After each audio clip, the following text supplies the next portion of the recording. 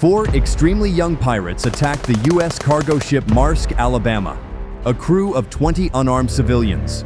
The attack on the MV Maersk Alabama wasn't just another piracy incident. It was a direct challenge to American security on the high seas. And it would end with a rescue operation so precise, it would become the stuff of legend. This is the story of how four teenage gunmen from Somalia managed to seize an American vessel, take its captain hostage, and trigger the most dramatic naval rescue mission of the 21st century. The statistics of Somali piracy were already staggering by April 2009. According to the International Maritime Bureau, pirate attacks in the region had increased by 200% in just 1 year, with over 100 vessels attacked and millions of dollars paid in ransoms. But no one expected what would happen when four young pirates decided to target a ship flying the American flag. To understand the attack, one must first understand the landscape. Somalia's coastline stretches for over 1,800 miles, a barren, lawless frontier after decades of civil war. For young men in crumbling coastal towns like Ale and Hobyo, piracy wasn't a crime. It was a lucrative industry, the only one in town. They operated with near impunity, their mothers cheering them from the shore, their leaders, shadowy financiers in Nairobi and Dubai, providing them with satellite phones, GPS, and intelligence on lucrative targets. They weren't the pirates of Hollywood. They were fishermen who had traded nets for RPGs, their skiffs now hunting a different kind of prey. The MV Maersk Alabama was a titan of commerce. At 508 feet long and 17,000 tons, she was a testament to American global trade. Her current voyage was layered with irony. She was carrying 1,300 containers of food aid, including soybeans, corn, and cooking oil, over 17,000 metric tons of humanitarian supplies destined for refugees in Kenya and Somalia, the very country spawning the pirates who now hunted her. Her crew of 20 was a cross-section of American resilience. Captain Richard Phillips, 53, was a straight-talking mariner from Vermont with a dry wit and 23 years of experience. His chief mate, Shane Murphy, 33, was a second-generation sailor, following in his father's footsteps. Chief Engineer Mike Perry was a pragmatic problem solver from Maine. These were not soldiers. They were mechanics, navigators, and cooks, armed with wrenches and wisdom, not weapons. Days before the attack, Captain Phillips had drilled his crew relentlessly. They knew the Citadel plan: retreat to the engine room, the ship's fortified heart, lock the steel doors, and shut down the vessel's power. They had rigged fire hoses along the decks to blast boarders and practiced evasive maneuvers. They were prepared. But as any veteran will tell you, no drill can truly simulate the crack of live gunfire. The first sighting came at 5:30 UTC. Lookout Zamzam Abdul, a able seaman, spotted two specks on the horizon moving fast. "Skiffs! 2 of them!" he yelled into his radio. The ship's alarm, a piercing, screaming horn, ripped through the morning calm. On the bridge, Captain Phillips grabbed the binoculars. He saw what Abdul saw: 2 white skiffs, powered by massive outboard engines, carving through the water at over 25 knots. They were coming from the stern, the ship's blind spot. "Sound general quarters. All hands, this is not a drill. Pirates astern." Phillips's voice was calm, but carried an edge of steel. The crew exploded into action. Engineers scrambled to secure engines, cooks abandoned their galleys, and all hands moved to pre-assigned stations. Chief Engineer Perry bolted to the engine control room, his fingers flying over the controls, preparing to kill the lights and power. Phillips took the helm himself. He shoved the throttle to full, the massive diesel engines groaning in response.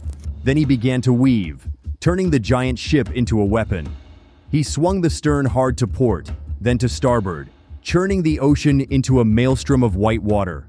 The first skiff, the mothership, faltered in the violent wake and fell back.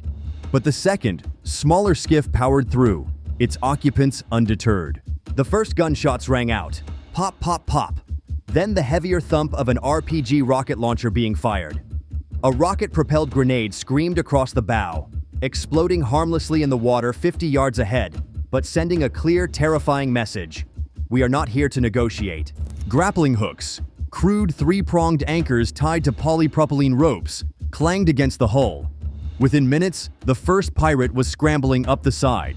He was shockingly young, barely 5.5 feet tall, dressed in shorts and a t-shirt, an aging AK-47 slung across his back. 3 more followed. The 4 teenagers who now stood on the deck of an American ship were led by Abduwali Abdukadir Moose.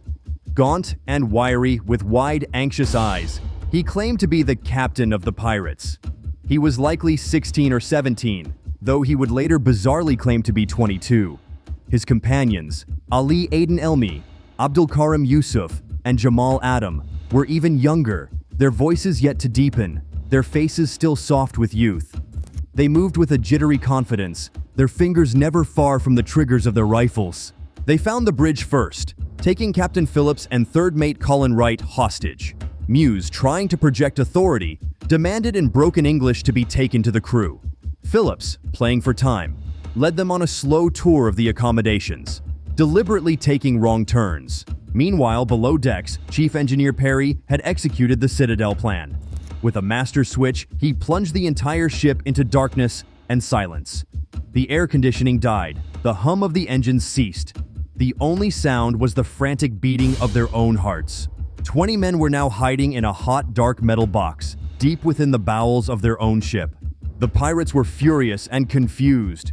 Their prize was a ghost ship. They had the bridge, but they had no control. They couldn't steer, they couldn't navigate, and they couldn't find the crew. Muse, his voice cracking with panic, pressed his rifle against Philip's temple. "Where are they? Bring them out or I kill you now!" This is where the story takes its first incredible turn. While 2 pirates guarded Phillips on the bridge, the other 2 began a desperate search of the sprawling vessel. They became separated in the maze of corridors and cargo holds. Chief Engineer Perry, monitoring the ship's internal CCTV from the Citadel, saw one of the pirates, later identified as the youngest Jamal Adam, wandering alone near the engine room access. He made a split-second decision. He radioed Shane Murphy and several other crewmen. "He's alone. We can take him." Armed with improvised weapons, a knife, a heavy wrench, a broken-off piece of pipe, they ambushed the young pirate in a narrow passageway. It was over in seconds. They wrestled the AK-47 from his hands, tied his hands with electrical wire, and dragged him into the Citadel. They now had a hostage of their own. The negotiation that followed was surreal. Using the ship's radio, Chief Mate Shane Murphy spoke to Muse on the bridge. "We have your man. We have his weapon. You have our captain. Let's trade." For hours, the standoff continued. The pirates on the bridge grew increasingly agitated, firing their weapons into the ceiling in frustration. The crew in the Citadel held their ground, controlling the ship's fate from behind a locked steel door. As the afternoon wore on, Captain Phillips saw the situation deteriorating. The young pirates were exhausted, dehydrated, and becoming more unpredictable. He feared they would eventually find the Citadel, and a bloodbath would ensue. He made a calculated, incredibly brave decision. He offered Muse a deal. The pirates could take the ship's fully provisioned, motorized lifeboat. Phillips would go with them as a hostage. They could take him to the Somali coast and negotiate a ransom. In exchange, they had to leave the Alabama and its crew alone. To the desperate pirates, it was a way out. They agreed. The 28-foot orange lifeboat was lowered into the water. As Phillips stepped into the small, stuffy capsule, he looked back at his ship, knowing he might never see it again. It was an act of profound leadership and sacrifice. The crew, now safe, watched in horror from the decks as their captain was taken away, a prisoner in a tiny orange shell, disappearing over the horizon. The distress call from the Maersk Alabama had triggered the largest U.S. naval response to piracy in over a century. The nearest warship, the USS Bainbridge, an Arleigh Burke-class guided missile destroyer, was immediately rerouted. A floating fortress of American power, the Bainbridge carried a crew of 302 SH-60 Seahawk helicopters and enough firepower to level a small city. By the morning of April 9th, the Bainbridge had located the lifeboat, which was now dead in the water, its fuel exhausted. The destroyer loomed over the small craft, a monstrous gray predator watching a wounded animal. What followed was a 96-hour, multi-layered standoff that unfolded like a high-stakes chess game. The USS Halliburton, a frigate, arrived next, providing additional helicopters and a medical team. Finally, the USS Boxer, an amphibious assault ship that served as a floating air base and command post, arrived on station. Aboard were elements of the FBI's hostage rescue team, and most crucially, a detachment of Navy SEALs from the legendary Naval Special Warfare Development Group, DevGRU, commonly known as SEAL Team 6. The world watched, mesmerized. News channels broadcast live images of the tiny lifeboat bobbing in the shadow of American warships. Negotiations, conducted via a thrown-over radio, were tense and circular. The pirates, now suffering from heat exhaustion and seasickness, demanded ransom and safe passage. The FBI negotiators, experts in psychological manipulation, strung them along, keeping them talking while the snipers prepared. The Bainbridge's crew even managed to hook a tow line to the lifeboat to stabilize it in the rough seas, a move that also brought it closer, making the pirates inside visible through the single porthole. For 3 days, the SEAL snipers waited. They lay prone on the Bainbridge's fantail, their .308 caliber sniper rifles mounted on bipods, their scopes fixed on the lifeboat 100 yards away. They observed everything: the pirates' routines, their moods, their hierarchy. They saw the moments when the young men, just boys really, would break down in tears from the stress and heat. The order from President Obama was clear. Lethal force was authorized only if Captain Phillips' life was in imminent danger. That moment arrived at 7:19 p.m. on Sunday, April 12th. Through their high-powered scopes, the snipers saw one pirate, Ali Aden Elmi, standing in the open hatchway, pointing his AK-47 directly at the back of Captain Phillips, who was tied up and pretending to sleep. The other two pirates, Abdul Karim Yusuf and the leader Muz, were visible through the lifeboat's starboard window, their heads perfectly silhouetted. The on-scene commander gave the order. 3 shots, 3 cracks of sound that merged into one thunderous report. 3 bullets flew across the darkening ocean. Each found its mark with millimeter precision. Elmi, Yusuf, and Jamal Adam were killed instantly. On the Bainbridge, the silence was broken by the command, "Go! Go! Go!" A team of SEALs, who had been waiting in a rubber boat just out of sight, roared up to the lifeboat. They stormed aboard, bursting through the hatch. They found Captain Phillips, physically unharmed but in a state of shock, and swiftly secured the sole surviving pirate Abdulwali Muz, who had been hiding in the bottom of the boat. The operation was over. It had taken 5 days, the deployment of 3 U.S. warships, elite special forces, and the personal authorization of the President of the United States. The rescue of Captain Phillips was immediately hailed as a triumph of American military precision and courage. President Obama called Phillips to congratulate him on his freedom and praised the military personnel involved for their extraordinary bravery. The incident had far-reaching consequences for maritime security. In the year following the Alabama hijacking, attacks by Somali pirates increased dramatically, peaking in 2011 with 237 attacks and an estimated $160 million in ransoms paid. But the international response also intensified. The United States led the formation of Combined Task Force 151, a multinational naval coalition dedicated to combating piracy in the region. Shipping companies implemented more aggressive defensive measures.